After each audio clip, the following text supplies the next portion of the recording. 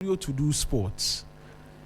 But before I will open his microphone, there are certain statements of fact I need to reiterate to him. There can never, Bill, listen to me. There will never be a conversation as to who the greatest footballer ever is. Hear this. You see, I don't need your truth. You see, you can carry your opinions. Listen, when God decided to come down and play football, he is the Messiah. He removed A and H and left us with Messi. Do you know what it means when they say someone is anointed of God? Anointed to do something? You sit and you rant, blaspheming left, right, and center. There can never, ever be. You watched the game yesterday. You were marveled. I was hoping Mutala would join you in studio this morning so that you will listen. Your microphone is off, Masa. Your microphone is off. So I'm saying that you will listen 4 minutes. You will listen to what I have to say first. That there is no conversation. It doesn't exist. It exists in your minds as to who the greatest ever is, and that accept it. I don't need you on our side. You can continue to blaspheme for whatever it is, but accept the truth. Phil, I will turn on the microphone for Phil as well. You understand? No. I said 4 minutes. 4 minutes. I'm using. Oh, I gave Relax. You've been making noise since yesterday. Phil was speaking. He was talking. I said, look, when you watch Messi play football, does it not draw you closer to God? Like, does it not? No, when you watch a man play football, does it not draw you closer to God? When the anointing of God is on somebody, until the person is dead, until the person is what? He's dead. It doesn't go off. When Saul was anointed to be king over Israel, what happened? Until his last day, David did not touch him. You understand what I'm saying? Bill, I will open the microphone for you now. Oh, so you're done? No, I have to proceed on other fronts. But let's get into serious conversations now. Yes. You watched the game yesterday. Yeah. It was that first half was a difficult watch because it wasn't completely. I told you that these two are libres. As it would be. I told you that these two are libres. In the end, it proved mouth-watering in that second half. Did it not? And a lot of fans around the world are absolutely livid with Thomas Tuchel. Right. Which I agree wholeheartedly. Because this is basic coaching.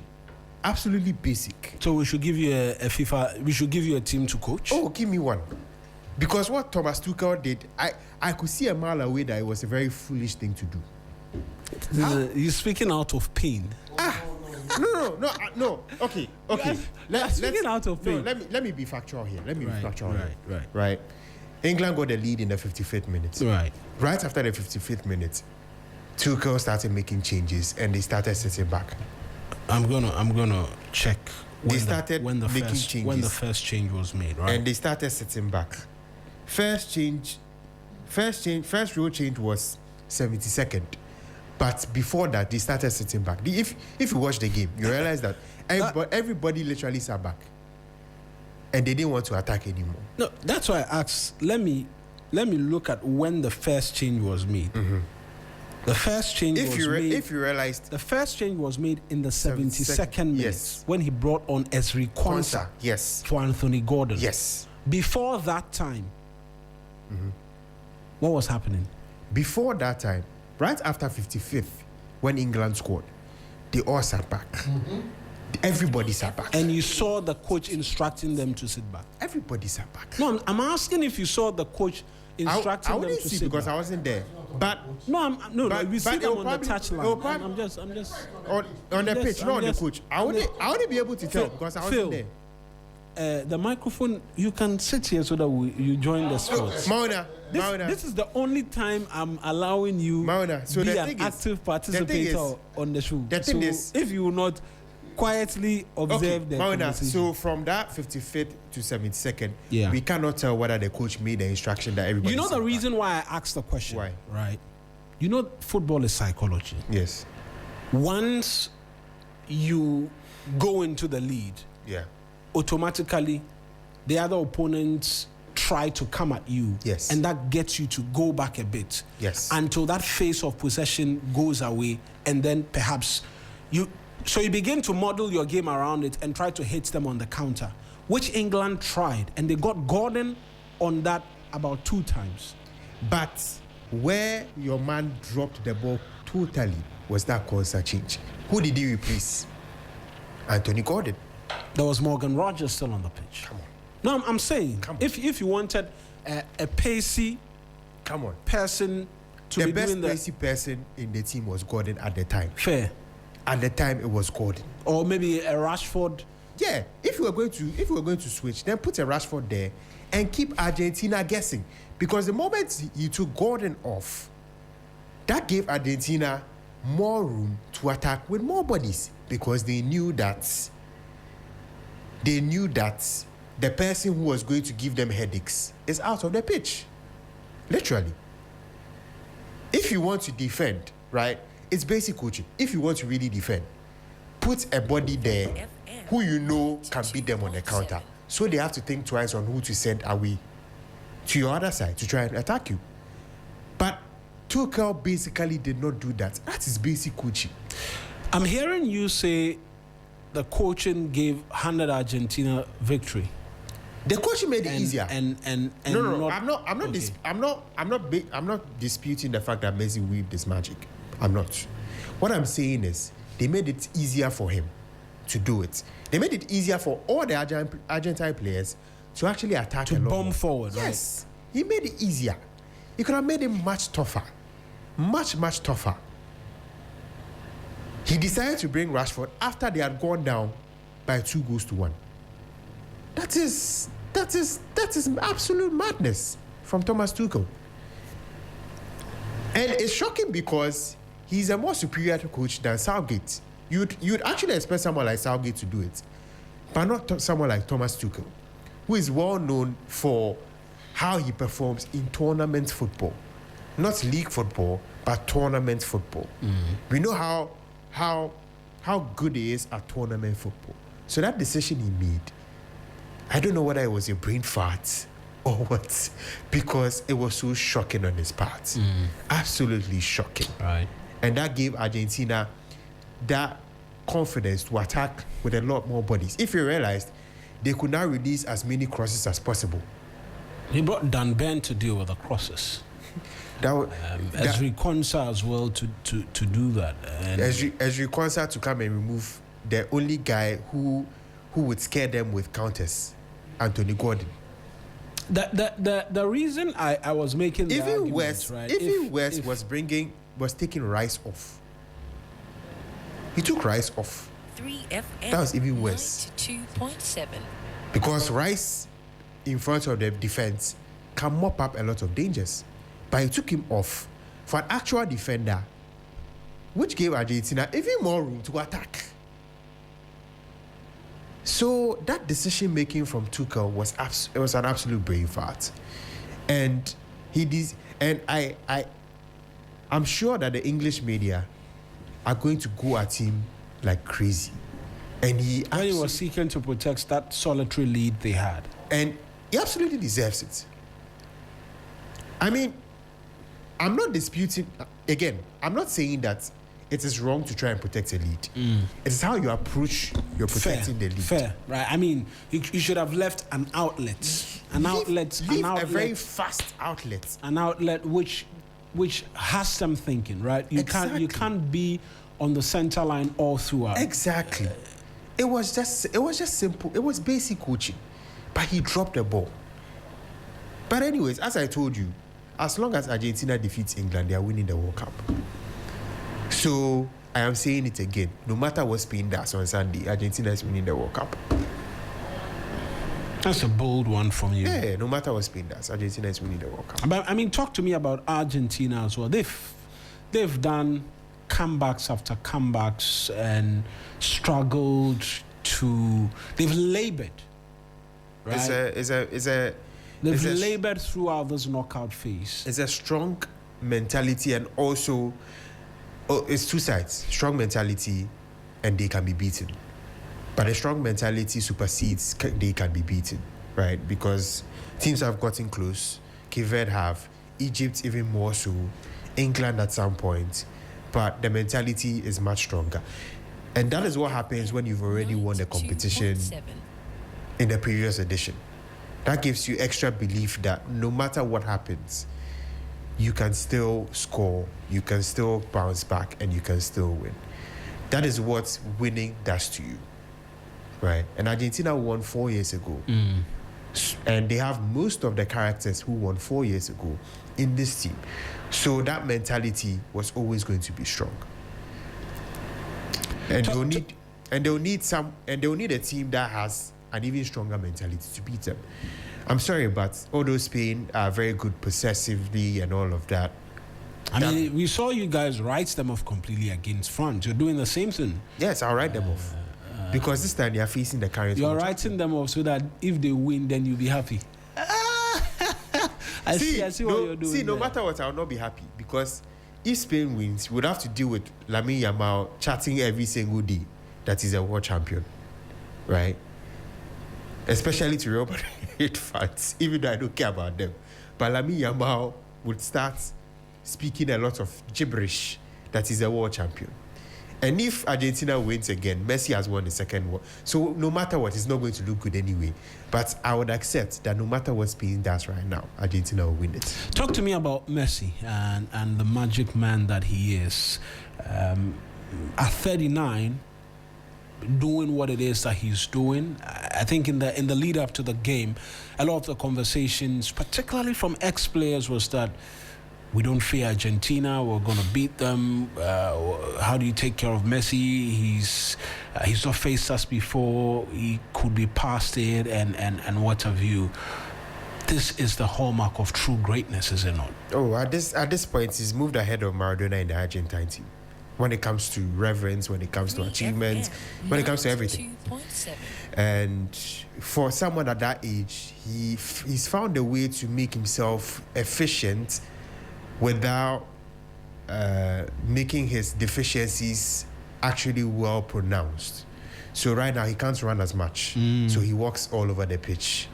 But everybody knows that when you give him the ball, you have to pray that he misplaces a pass or he misplaces a cross, else you are in trouble. And that is what we saw Lionel Messi do. That cross with his weaker foot, absolutely Pinpoint accuracy. absolutely magic, absolutely beautiful. And I have to admit, he is great, no doubt about it. I'm not interested in having you call him the greatest ever because Oh no, I will not call him that. no, that's the point I'm making. Yeah, I'm I not won't call him interested that. in having you do that because Oh yeah, we don't need that from because you. you do it already. So no, I'm not saying like we don't need it from you. They are you are not supposed to need it from me. world acclaimed persons. Yeah, you're not supposed to need it from you. Because it Gold will never Lord, come. Gold Lord, It will- Sami it- Jemfi it yesterday will- was it- posting on it will- Twitter. It will never that- come. It will never come from me. No, Forget. that's the point I'm making. As much as we're doing analysis, and when we put biases aside, we can talk football. You know, I will talk football. You talk football. So yes, I'm just saying that I don't need you to come and say he's the greatest ever. No, that's not important. I'm just talking about the man Messi, the magic he weaved on the pitch, and you've said you expect them to go all out and win. They win. That third place game on Saturday as well, there's a lot of sting out of it. A very deflated French team, as against a very disappointed English team. Going all out. I'm not even sure they'll go all out. Sometimes they'll just allow persons who've not been able to play some of the tournaments. I feel it would have been a more pronounced, a much bigger game if it was Argentina who were rather going to play the third place. Because basically Mbappe would have seen that Messi is coming, so he will play. Even if he has a nickel, he will tell Deschamps that Deschamps, let me play. I need that golden boot, right? But I feel that this particular third and fourth, it will be a lot of rotations. Sheki might even start. Sheki, who hasn't played as many minutes in the tournament, might even see Kante start the game. I expect him to start. Yeah, I expect him to feature in that game. I will see. But to say Mbappe will not want to play to secure the golden boot is being very charitable. He will play. He will want to secure the golden boot. I'll be shocked because I feel Mbappe's main objective in this tournament was to win the World Cup. Golden Boot is received. Yeah, because he needed that to push his Ballon d'Or conversation. Huh? The Golden Boot is not going to do anything to his Ballon d'Or push because it's not going to work anyway. So there's no real. The Golden Ball has been secured, by the way. Oh, by Lionel Messi. It's fine. Yeah, it's fine. That makes it 3. Huh? It's fine. That makes it. You'll be the first. Yes, Messi will need both the Golden Ball and the World Cup to have a Ballon d'Or conversation. Mbappe needed just the World Cup to have it, because we all know that Real Madrid would have pushed him to the limits. But if Jude were in the final as well, then perhaps the conversation would have been Jude, right? Yeah, because the Ballon d'Or conversation, who becomes the best? Yeah, it would have been Jude. Possibly could have been Jude because he's had a very good tournament as well in terms of racking up the goals and all of that. But in terms of total football, dribbles, goals, assists, and being the moment's person, I don't think there's a debate now who the best player at the tournament will be. I would have said Rodri. No, Messi will take it. That's what I said. I would have said Rodri because he's been masterful as well in this tournament, controlling the midfield. It almost tells you that you don't have to necessarily always score to influence a game and to be very good at it. Which is something that you can agree with me on in terms of the general general outlook. Yeah, because my money, possibly if England had beaten Argentina, I would have said Rodri. Yes, I know people will say lots of shout as well to Jude Bellingham and the fact that he's led England's champion, but I just feel that. I mean, sometimes it goes just beyond the goals because if you strip Jude off the goals, really, there's not much you can get. There really isn't much in sincerity. Yeah. If you strip him off the goals at this tournament, and if you do same as well, Mbappe has been influential in certain areas, right? Yeah, he's been able to even without the goals. Yes. Yeah. But if you strip Jude off the goals, there really wasn't much. I saw Kane drop deep. In that game yesterday and spray a number of passes towards the right side. That is generating football. But with the Kane thing, I also feel that is nonsensical. Why is someone who is devastating with his finishing dropping deep into because the position? Ball was not coming. I mean, there's a way then it's also on Tuchel. That's also on Tuchel. You know, one thing because I will criticize him for greatly. Yes. Is his failure to have taken Cole Palmer to this World Cup. 92. Okay, that is fair. Look, but Cole Palmer didn't have a good season though. He didn't. Yes. To be fair, he didn't have a good season, right? But so I understand that. Yes, I'm saying that in fairness, you could give it to him, but when you look at that England team yesterday, and for a number of the games that they've played, when you needed someone who would do this, give me the ball, I will find a pass, I will thread a pass through. If you look at the 26-man squad he took, he didn't have one player individual like who could do that. One player like That's why Kane would have to drop deep to be able to do. Kane could do that, but you need him in the box, he's better as a finisher. scoring the He's goals. much better as a finisher. That is why, in terms of the entire dynamics of everything that he went with, I think because Ivan Toney only featured yesterday, and I doubt if he had 3 or 5 touches. Yeah. Cole Palmer in that team yesterday, particularly, or in other games, because yesterday they dropped deep wanting to protect the lead. But in other games where they have needed extra. Yeah. Because, look, Messi yesterday, that's why I said it was more, yeah, Moments. he brought in. He picked moments. Look, picked his a moments. number of the crosses were so wickedly delicious. Like, he was just crossing the ball in. Yes, he knew the English were taller, they would head the ball out. But there was such confidence in the fact that the cross will find an Argentine.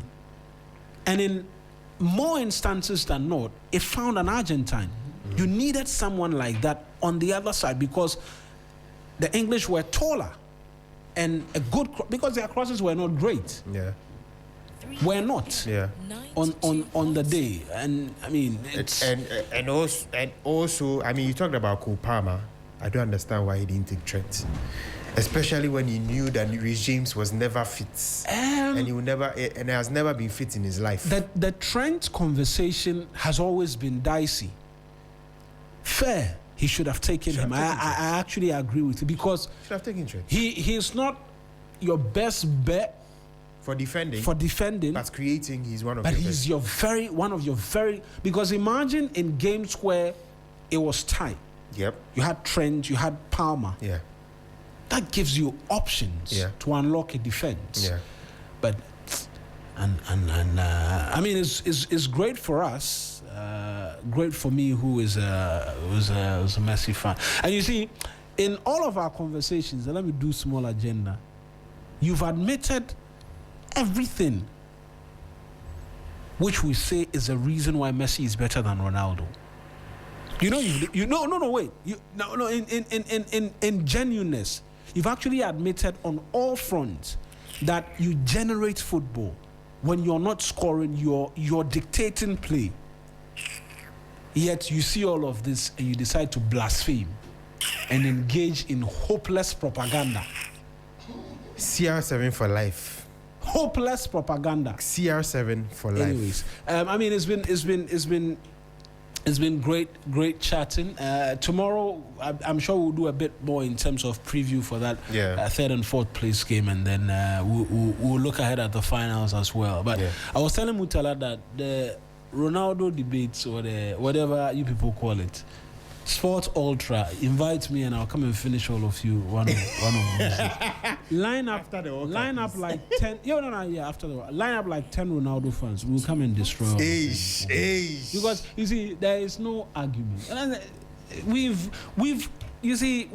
gone beyond the good conversation. We are in a stratosphere completely different from the rest of you. I'm glad that in our conversation today, you've affirmed the things which make Messi far superior than Ronaldo, and that is, I mean, fair enough. You own a little something. No, maybe in Kasao, Phil, why are you seated behind? You are just talking. Come and say what you want to say. Come and say what you want to say. Allow him to do what he wants. Because there is nothing you can say which surpasses the truth. And Messi is the truth. Finito. Thank you very much, Bile Shen, for doing sports with us.